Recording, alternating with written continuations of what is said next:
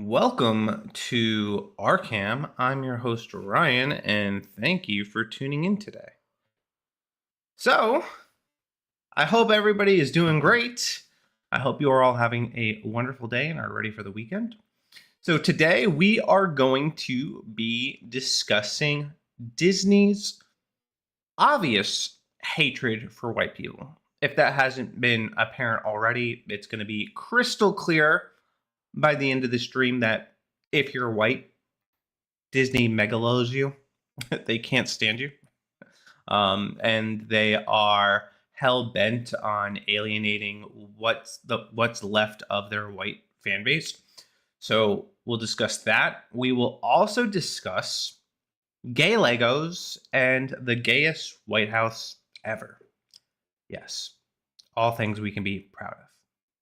Anyway, so if you like this content, please like, subscribe, share, do all the things.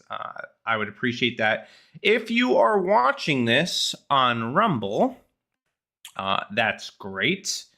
If you are not, I highly, highly recommend downloading the Rumble app. It's free. And what are you doing? Why aren't you supporting free speech? Why do you hate free speech? All right. So make sure you download the Rumble app. Once you download it, search RCAM in the search bar, find my channel, follow it so that you make sure that you are getting notifications. If all else fails, just click the link in the description and you can download the Rumble app. It's free. And if you don't like any of those options, you can watch us on the big screen. It's available on Apple TV, Android TV, Fire TV, Roku, LG, and Samsung TVs. All you need to do is search Rumble. All right. So at this point, I have pretty much talked at nauseum about Disney and their downfall. It's one thing, that they continue to make woke entertainment. It's another thing too, that this isn't just the entertainment aspect of it. This is also the behind the scenes. This is also what is happening in their workplace. They are woke from the inside out, down to the people that are writing these shows, down to probably the janitors. I mean, they are infested with wokeness, which is why I ultimately don't think they'll be able to overcome it. But we recently got James O'Keefe to do one of his sting videos against the senior vice president and team lead for the television, side of it, or business affairs. So we will play that video and then we'll talk about it. I'm not going to play the whole video, just a little bit because it's like 20 minutes long. Ain't nobody got time for that, but we'll play a little bit of it. All right. So breaking, senior vice president at Walt Disney Company details discriminatory hiring practices. Nobody else is going to tell you this, but they're not considering any white males for the job, says Michael Giordano, a vice president of business affairs. There's no way we're hiring a white male, Giordano reveals. Disney uses code words and buzzwords to avoid legal action and even mentions a candidate being rejected for not looking black enough. How racist is that? do they literally, like, I imagine they have this hidden melanin scale where they hold it up to candidates like, darker now. and that guy ultimately gets fired, which I think is insane. If I'm being honest, I think it's insane that they do this. And but this is what's being reported. This is the news, and it's pretty depressing if you ask me. So Giordano also admits Disney gives bonuses to executives for practicing diversity, equity, and inclusion, DI. These are the buzzwords: diversity, equity, inclusion. Anytime a company has that, you know they're practicing race-based discrimination. Agreeing that diversity helps with financial incentives, Giordano further claims that he's been denied promotion due to his race. They're going to get sued. It's only a matter of time. This cannot sustain itself. There are going to be people suing because this is discrimination. Point blank, it is. No ifs, ands, or buts about it. These are discriminatory practices. Anytime you hire somebody on the basis of skin color, you are participating in discrimination. Anytime you exclude a certain race on the basis of their skin color, you are practicing discrimination. That's racist. That is actual racism. Now, I know we have these DEI proponents crying about racism. Well, you're practicing it. You are perpetuating it. All right, so let's play this video. Certainly, there have been times where, there's no way we're hiring a white male person. Just kind of unspoken. There are times when it's spoken, but how would they say it? there's no way we're hiring a white male person. They'd say Like straight to you, or okay? They'd be very careful how they message that to agents. According to these videotapes, Disney blatantly discriminates against white men in particular. I think I'm sort of well prepared for it. I'm well positioned for it. But as far as Disney's concerned, I'm a white male, and that's not who they're looking to promote at the moment. As a white guy, even Michael has his own doubts about the possibility for advancement for himself at Disney. In fact, Michael actually got to experience Disney's discrimination against white males firsthand. I've been at the company 11 years now, so I have friends in HR and I have friends in those divisions, and they're like, look, nobody else is going to tell you this, Mike, but they're not considering any white males for the shop.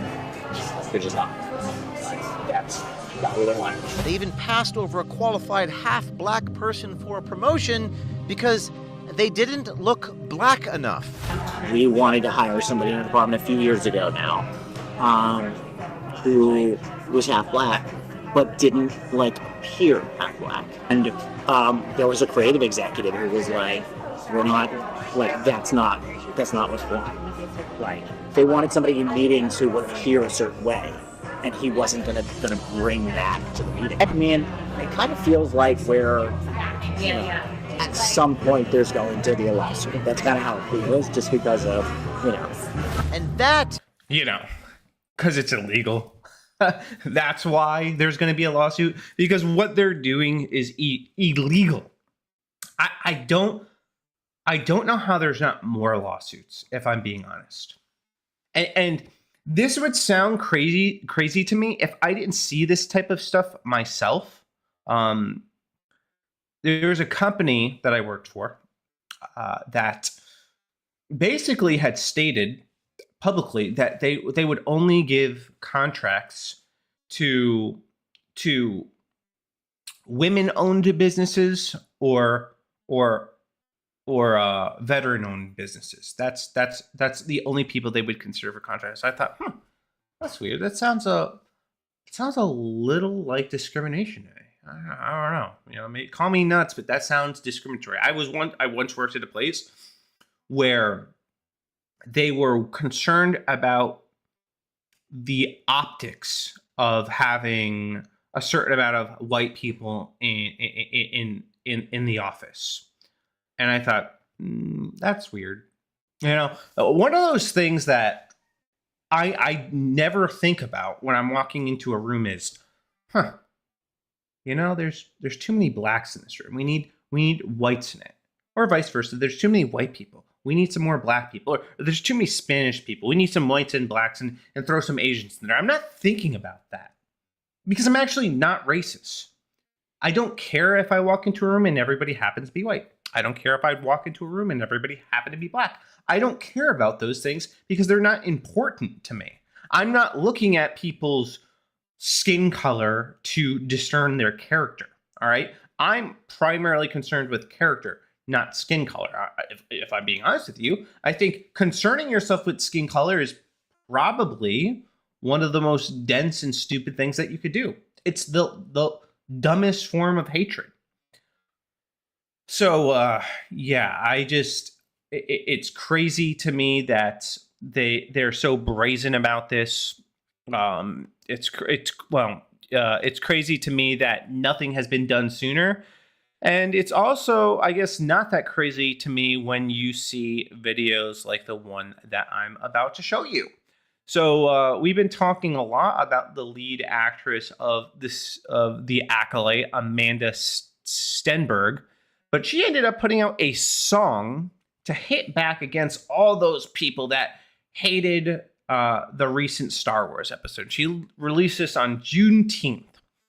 So let's give it a listen and see if we got a new Rachel Zegler under our hands.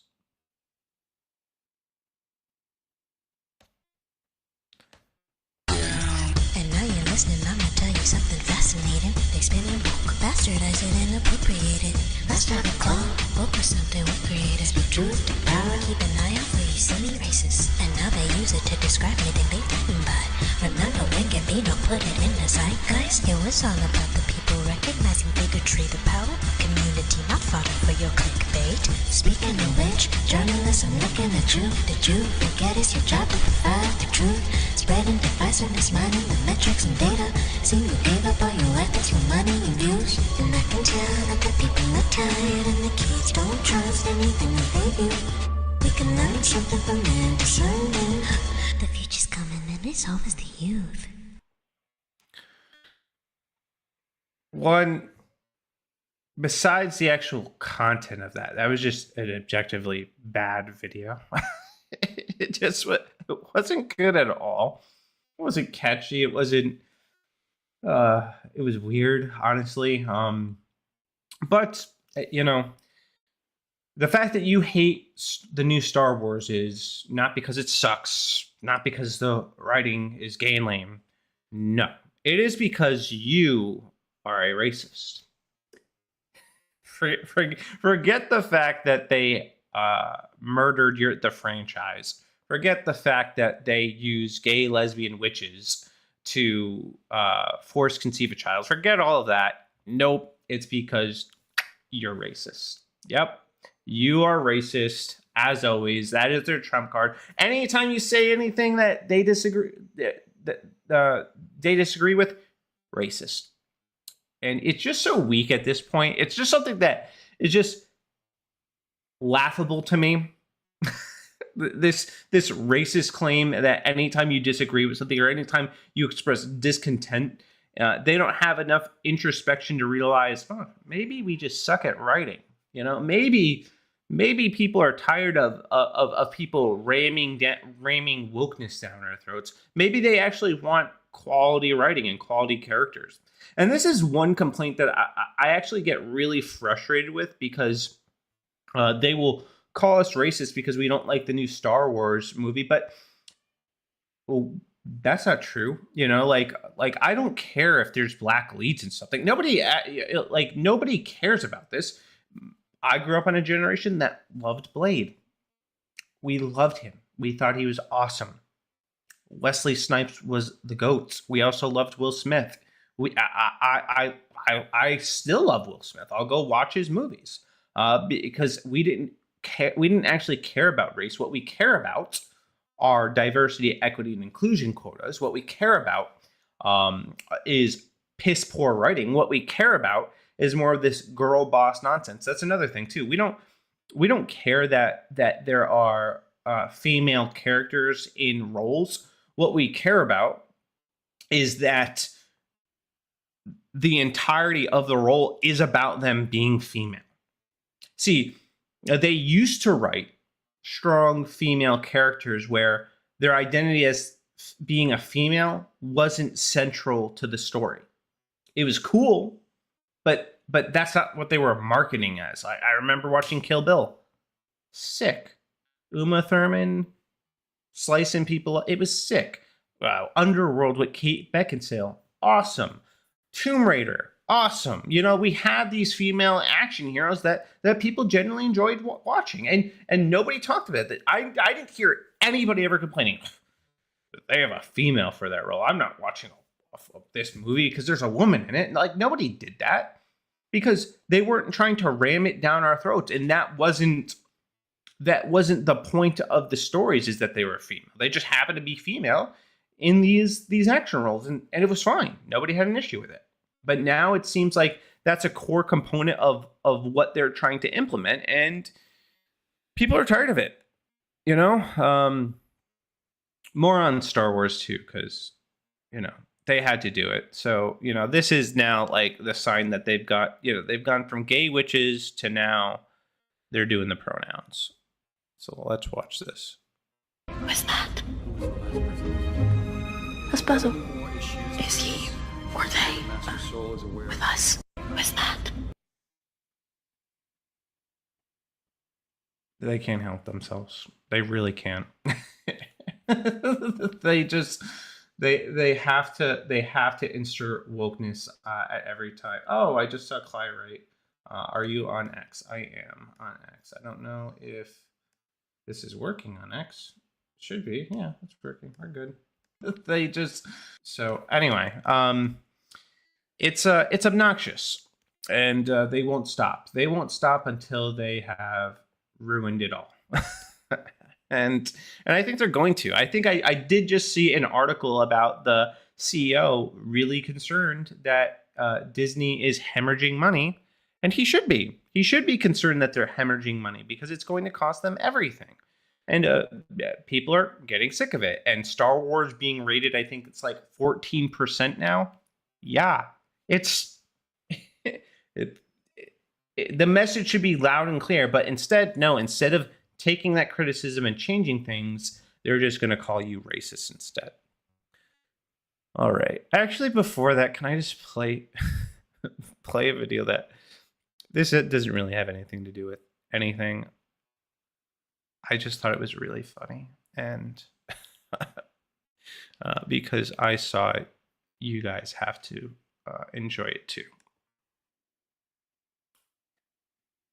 So this is an edit of, I guess, a meeting between Putin and King Jong-un. I'm sorry, don't leave me. I want you here with me. I know that your love is gone. I can't breathe, I'm so weak. I know this isn't easy. Don't tell me that your love is gone. Oh man, that your love is gone. That was great. That edit was perfect. So thank you, Censored Man, for that, because I saw that earlier, and I don't know why I thought it was so funny, but it was hilarious to me. All right, here we go. Lego Star Wars, or like Legos, gay Legos, because everything's gay. It's Pride Month, everything has to be gay. So the Lego company decided to release this ad in celebration of Pride Month. So we will play this bad boy.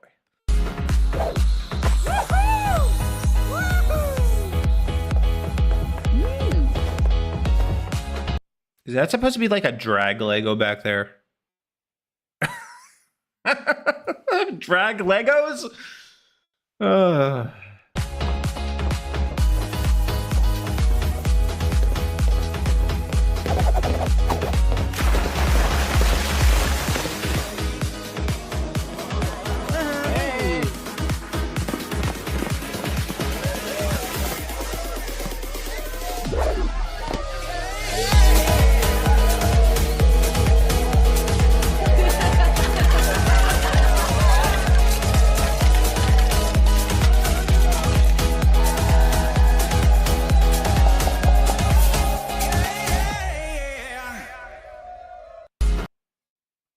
Well, if you're still buying Legos, probably a good time to stop.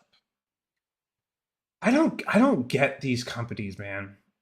Like you would think that they would learn from Bud Light that people don't like this, parents don't like this. You know, they don't want their children being exposed to gayness in Legos. It feels pretty straightforward to me. Like it feels like you could have some common sense and deduce, you know, maybe we shouldn't teach young children about gay sex. You know, there's a thought. You know, don't do that. But no, they feel comfortable doing this. They feel comfortable sharing this and thinking that there's going to be no repercussions. And you know what? Unfortunately, Lego's pretty big where I don't think there will be any. I wish we could kind of galvanize some of that Bud Light energy and cancel them. I know I personally will not be buying any Lego products anymore. I just won't. I was planning on going to Legoland with my kid when I visited New York. Not going to anymore, unfortunately. So yeah, it's just really disappointing. But that's not the only thing that's gay. The White House just keeps getting gayer. You know, I remember last year I think they had that celebration where they had the trans woman flashing at the White House, and you know, Biden claimed to be the guy that was going to restore decency and order, and instead he invites gender confused men to the White House posing topless. But now we have Kamala Harris with the cast of Queer Eye joining her at the White House to discuss the hard-fought progress of the LGBTQI plus community has made in the past 20 years. Thank you for a meaningful conversation, for giving my office your stamp of approval, and being fabulous. Fantastic. All right.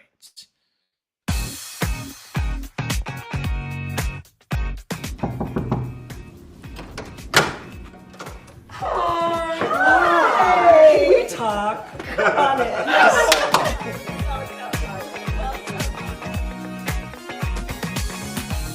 Just so you know, we're gonna fight every urge not to open drawers, but it's in our DNA. See, there's John Lewis. Yeah. So there we are on the Edmund Pettus. Is it gay to want to open drawers? I don't understand. I don't get it. That must be like a gay thing that I don't understand. How is that gay? You know what? I don't want to know. Probably something weird and perverted. Oh, wow. Honey, I know, Madam Vice President. Yes.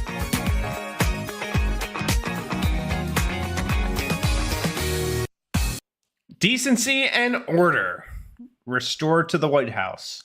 Not. God, this is so gay. It just is gay.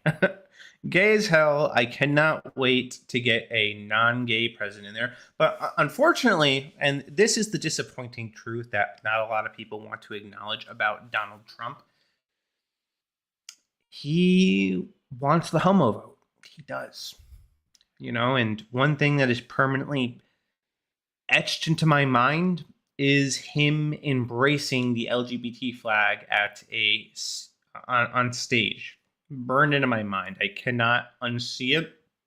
And unfortunately, I don't think he'll be inviting like gay people to the White House for Pride Month, but I also don't think he's going to do anything to push back against it, which I think he should. You know, I really do. I think we should be moving way backwards, and you know, obviously undoing gay marriage, making that illegal again, because disgusting, and also just making, you know, the act of homosexuality illegal again. Like, we should not be celebrating sodomy. It's a bad sign when our nation is. It marks us for judgment, and God is not pleased with it. And I just think things are just going to get a lot worse before they get better. And speaking of degeneracy, I wanted to comment on this story. So this was shared. I'm going to click the original post. So Pearl posted this video, what's going on in Japan. So people in Japan are now marrying their friends over romantic partners. Which initially, I guess it doesn't sound that bad. But once you watch the video, it's that bad. People in Japan are now marrying their friends over romantic partners. Young Japanese people are now engaging in legal unions called friendship marriages. These marriages center around companionship rather than romance or sex. They provide practical benefits such as tax breaks, societal acceptance, and the ability to live together or apart and pursue outside relationships. There we go. So polygamy. That's what this is. This is polygamy.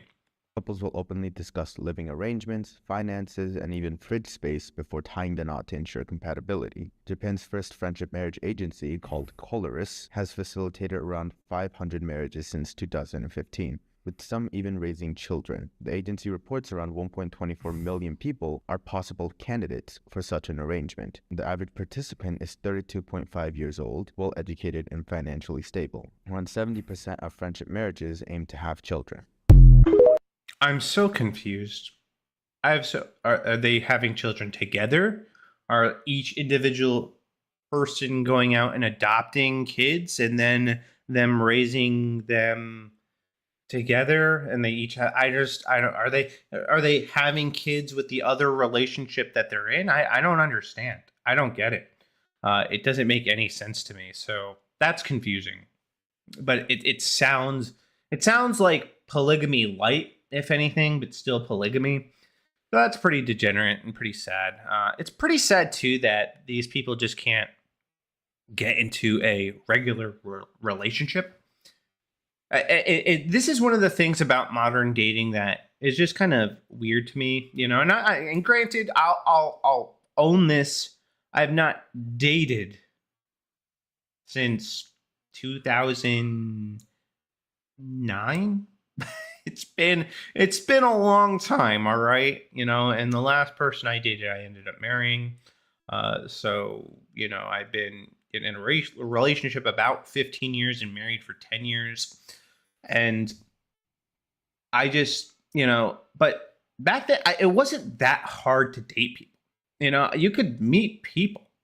And I just, you know, I get that apps are abysmal, but have you tried, I don't know, have you tried going to, you know, like a coffee shop or something? Or you know, here's a great place to meet quality people, right? Church.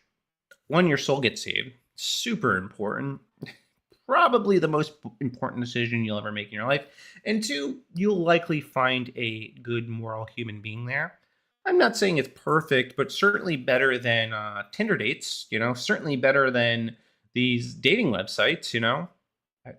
I think that's an option, you know, at least a better option than what we currently have. And this way you're not doing friendship marriages like Japan. At least there's that option. But it can't be that bad, can it? Is it really that bad? That there's just nobody out there, you can't find anybody?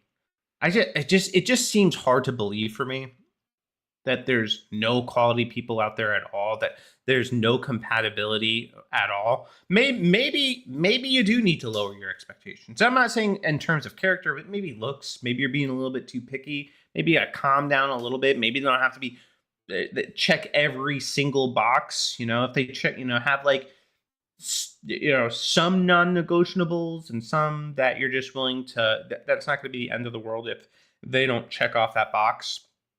I know short guys have it really bad. They basically don't exist on in the dating scene. Like they don't even show up, so they're filtered out. So they don't have any chance. So their only chance in meeting somebody, by the way, if you're a short person, your only chance in meeting somebody is probably either to lie about your height, which I don't recommend doing because lying is sinful, or just going out into the real world and meeting people and using your charm and charisma to overcome that height obstacle. And it is possible, by the way. It is possible to overcome that by just being charming and funny. I've seen it. I've seen it happen. I'm not that tall, too, by the way. You know, I am 5'6". You know, my charms and good looks work. You know, so there. You know, it worked for me. And I think it could work for you. I've seen people that are not very attractive at all. Now, I know a fat, bald guy, all right? Fat, short, and bald. Get a pretty beautiful woman. And you know what he had that your average guy doesn't have? He was hilarious. You just, when you're around him, you were always laughing. He was a funny guy, and he was charming. It worked for him. So, you can't change your height, but you can cultivate charisma and become a more endearing person. Somebody that is charismatic, somebody that people want to be around. Two, if you're somebody that has low confidence, that comes off when you're having conversations. Women are off put by that. They can sense it and they run from it. Women don't like men that aren't confident. Women don't like men that aren't sure of themselves. Women like confidence, and if you're a confident man, I do believe that you can overcome your height, and you can find a quality woman. And ladies, maybe adjust your filters a little bit, just a little bit. Doesn't have to be crazy, because I see this often, women complaining, about where all the good men are. Well, you filtered them out. That's what happened. You filtered out the good men. So there was a good man. He was there. You put your filter on, then he disappeared. He's gone. That's your fault. So yeah, maybe adjust your filter settings just a little bit, and you'd be surprised. You might meet some good quality men. So yeah, change your standards. Find people of character. Meet people in church.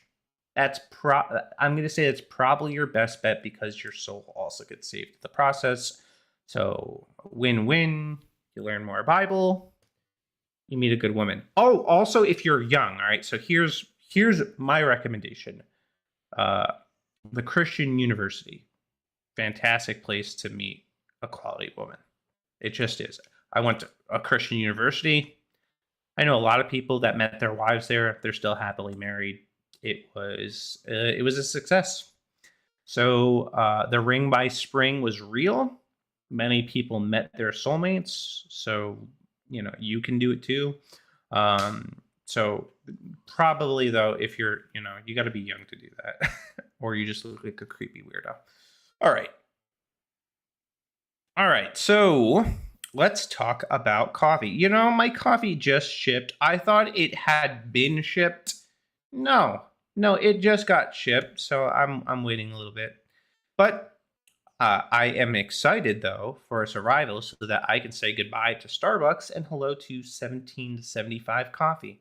Unlike other brands, this is a coffee that backs free speech and is unapologetic about it.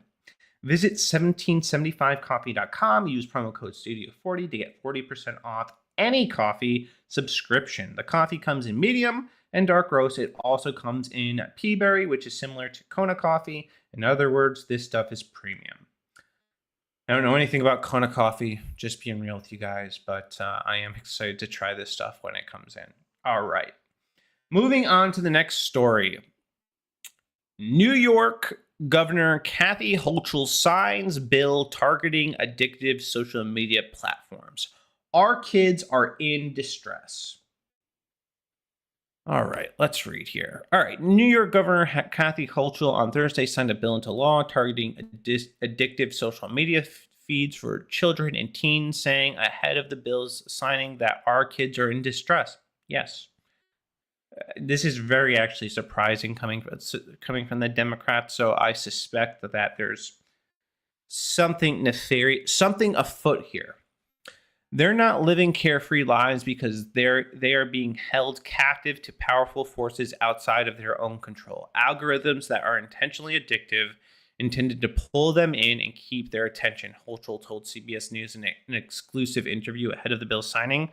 The Safer Kids Act, which Hochul signed on Thursday, requires social media companies to restrict addictive feeds for social media users under the age of 18. It would also bar notifications from the social media platforms related to the feeds between the hours of midnight and 6 a.m. without parental consent. It would also require new age verification and parent consent tools to be set by the state's attorney general. Hochul said the measure targets algorithms in particular because in order to liberate our children, we have to get the right source of the trauma that's being inflicted on them. But a group representing tech companies has pushed back, arguing that the law will violate the Constitution's First Amendment by censoring free speech online. Meta, the parent company of Facebook and Instagram, told CBS users in a statement that while it doesn't support every aspect of the bill, it supports legislation requiring app stores to obtain parental approval to obtain the apps. TikTok declined to comment. So I do think that is overall a good first step. It's not going to be perfect, but I actually think it's really quite simple. If you're under 18, you should not be allowed on social media, period. We don't need to rig the algorithms. You don't need to do anything. Just make your site available only for adults. Problem solved. You don't have to adjust your algorithm. You don't have to get approval from the parents. Yeah, it's just illegal. You're not allowed to do it. I'm not saying that's bulletproof. Obviously, there will be some kids that are able to circumvent that. But I do think verifying that somebody's over 18 before they're using these sites, and I make the same argument for porn, is important. I actually think porn should outright be banned, but I think this is a good first step, and it's because of reasons like this. So this is from the New York Post. It reads, Instagram recommends sexual videos to teen users as young as 13, alarming report reveals. So Instagram's algorithm routinely serves up sexually charged videos featuring scantily clad sex content creators to teen users as young as 13, according to alarming results of a 7-month analysis that were published on Thursday. That's awful. And I know this is true because that was my algorithm for a long time. And I want to add this caveat that people will be like, but the algorithms give you what you're searching for. Not initially, no. I was new to TikTok when I created that app, and all I was getting was like promiscuous feeds, and I kept having to say see less, see less, see less, until finally my algorithm is now where I want it to be. And same with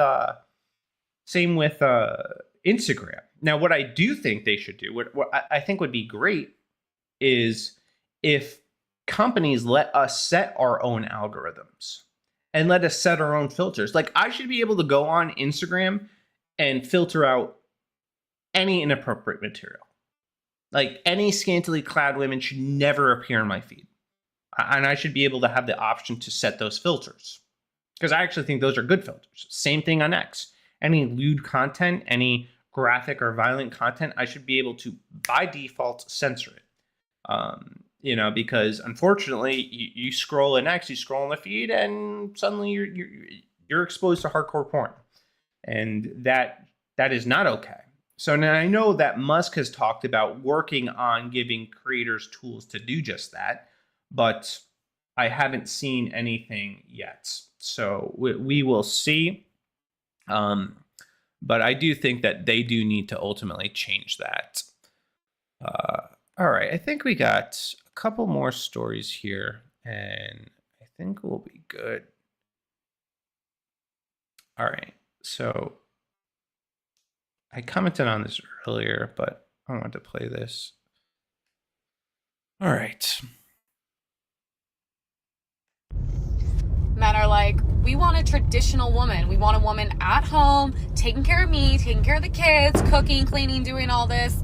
And women are like, have done the feminism, they've done the 9 to 5, they're all broke, they're unhappy, they're like, why are we working so hard? This sucks. And then they're like, okay, we accept your terms. And then men are like, okay. And then we're like, okay, so that's going to take a lot of money to have this life. So are you going to be a provider full time? Are you going to give me? Let me stop it right there. Why is it going to take a lot of money? I actually think it's doable, depending on the type of lifestyle that you want. The children, the lives that we want. And then as soon as women turn it on men and accept, men are like, oh my gosh, you're just all gold diggers. And then it's like, so what do you want from us? There's no winning. Yeah, we do want to be at home with the kids. And yeah, if we do that, you have to provide, sweetheart. So she makes a good point. If men want homemakers, then they need to be providers. But on the flip side, she needs to be willing to live a lifestyle that maybe she's not completely comfortable with. Because she's right, in order to support that lifestyle, in order for men to be the sole providers, it costs a lot of money. That's true. But you can do things to make that happen, but it involves sacrifice. It involves living a lifestyle that maybe you're not accustomed to and downsizing. And the truth is that most women are unwilling to do that. So they want to be homemakers, but they also don't want to give up their cushy, comfortable lifestyle that comes with two incomes. And you can't. It's very difficult to have both, at least for your average man. So a man has to be, making a minimum of six figures to make that a reality. And the reality is most men aren't doing that, but can still make a good enough living for a woman to stay at home, but it would require sacrificing some of the lifestyle that she might be accustomed to. And that's where I think most women are like, never mind. Did I say I want to be a homemaker? No, I'll work, because they don't want to give up their lifestyle. They want their cake and they want to eat it too. Now, I do think if you are disciplined and you're good with your finances, you could eventually be in a place where you can do both. But when you're just getting started out, it takes time, and I think some women have to be comfortable making that sacrifice to the quality of life that they're used to. Maybe not living in the big city, maybe not living in the big fancy house in the suburbs, maybe settling for something a little bit more modest, but maybe not getting your nails done as often, making these types of sacrifices. But a lot of women won't want to do it because they're comfortable in the situation that they're in. So that's my 2 cents there. Here's a video that it just bothered me. Now, before I play this, I want you to know I don't endorse what this guy did. Like, I don't so he ends up divorcing his wife here, so I don't support divorce really under any circumstance, but I can understand. So I'm going to let him explain. I divorced my wife because the way that she started dressing. I told her from the jump that I don't like women that dress provocative. I don't like that stuff at all. You have to dress modest. You know what I'm saying? Only dress provocative if it's just me and you inside the house. So she started hanging out with these girls from a job. None of these chicks are married. Single women, they tend to get married women in trouble. She started dressing like how they was dressing. And I'm like, whoa. I was like, where you going with that on? And then she told me, she like, it's just an outfit. It's not much. I'm just, just dressing for the occasion. I'm like, no. I said, no, you got to take that off. I'm like, no, I don't care who you hanging with. You can't put that on, man. You're not fit to go out there dressed like that. And instead of her going to change, she left anyway. She said, no, this is what I'm going to wear. All my friends are dressing like this, and this is just what I'm going to wear. Okay. It only take one time to do that thought stuff with me. You know what I'm saying? When she came back, 2 o'clock in the morning, all her stuff was outside. All of it. She was knocking on the door, calling my phone, asking me to let her in. I said, no, it's over. I said, you only got one time to do me like that. And I'm like, yeah, it's over. Nah, heck no. I asked you not to go out there and dress like that. Call her mom and call her dad. I said, it's over. I said, I don't talk to people that dress provocative. Now, again, I don't support divorce, but I think he saw the writing on the wall that his wife did not respect him. She did not respect him enough to dress modestly. And I don't think it's too much to ask, hey, don't dress like a hoe when you go out, I don't think that's too much of a man to expect for his wife. And unfortunately, his wife disrespected him, didn't listen, wasn't submissive, and it cost her marriage. Do I think he should have tried to work it out? Yeah, I do. But I think he probably saw it as being a futile attempt because she already showed a significant sign of disrespect. And one thing a man needs in his marriage is respect. And the second you disrespect him, it's signs that things are going to go south real quick. And in this case, it was over that night, man. He had enough of it.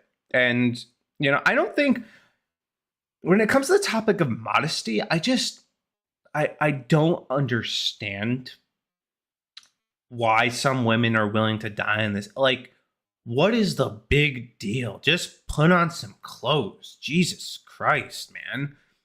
You know, like you tell them that you want them to dress modestly, and their mindset is like, he wants to put me in a burqa. No, cover your butt, cover your breast, and you should be good.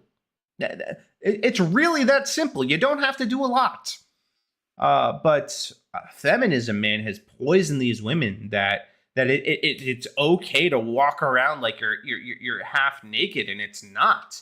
You know, it's okay to wear these skin tight leggings, and it's no big deal. It's not. It's not okay. It's immodest, you know, and there's no other way to paint it. And, you know, Christian women, you know, watching are probably, you know, team leggings, and, you know, they don't see anything wrong with it. But my question to you is it modest? Would you feel comfortable dressing that way in front of Jesus? Some of you, unfortunately, would say yes, so shame on you. But for those of you that are like, he has a point. Yeah, you wouldn't be comfortable dressing like that in front of Jesus. Or better yet, would you feel comfortable if your husband dressed the way that you dress? Well, that would make him gay, but also it would probably make you extremely uncomfortable. So probably don't do it. Probably dress a little bit modest, cover up, you know. Keep the girls covered, and I think that'll do you well. You cannot really go wrong with modesty, you know. Yeah, no one's asking you to get into a burqa again. Just wear some modest clothing. And there's lots of clothes out there that are modest, that are beautiful, that men find attractive, that your husband would be happy with. So, yeah, I think we have a problem with modesty. And we will wrap this up, but I want to play this final video because I just think, man, I'm so glad I left New York.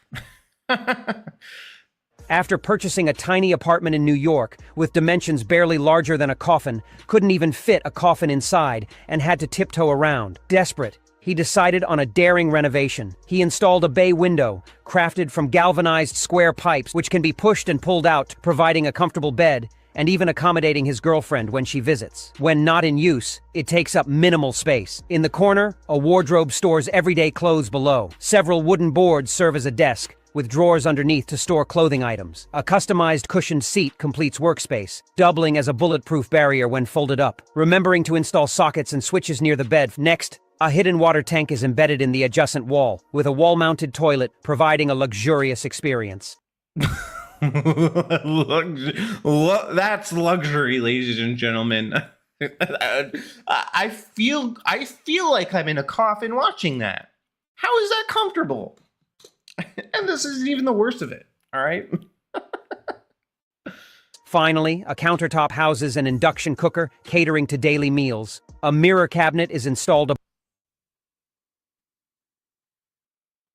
They installed a place to cook your food above where you take a dump.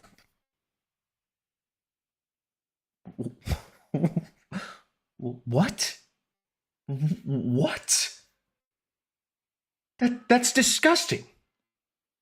That's literally right above where he takes a dump. And that's where his toilet is going to be. Disgusting. Above, the compartments in the mirror cabinet can hold spice jars and toiletries. Additionally, a projection screen is mounted on the ceiling. At the end, look at this functional bedroom. This is hell. This is hell. I would rather be homeless than live in this setup. I would. Some of you might think I'm kidding. I am not kidding. I would rather be homeless.